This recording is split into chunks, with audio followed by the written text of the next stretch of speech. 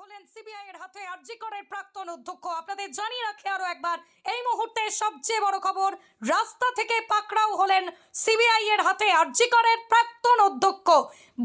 বহু audio viral হয়েছিল তার নামে, বহুজন তার প্রতি আক্রোশ ছিল। এবার সকলের দাবি মতো রাস্তা থেকে পাকড়াও হলেন সিবিআই এর হাতে আরজি করের প্রাক্তন অধ্যক্ষ। সল্টলেক বিধাননগর এলাকা থেকেই পাকড়াও করলো সিবিআই আরজি করের প্রাক্তন অধ্যক্ষ সঞ্জীব ঘোষকে। নিয়ে আসা হলো সিজিও কমপ্লেক্সে। আপনাদের জানিয়ে রাখি আরো একবার, সিবিআই তাকে বারবার নোটিশ করে ডাকলেও তিনি হাজিরা দেননি, এড়িয়ে যাচ্ছিলেন নোটিশ।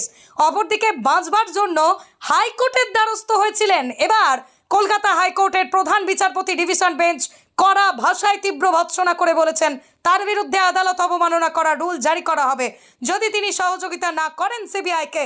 আপনাদের জানিয়ে রাখবো আরো একবার, জল্পনার অবসান, এবার রাস্তা থেকে পাকড়াও হলেন সিবিআই।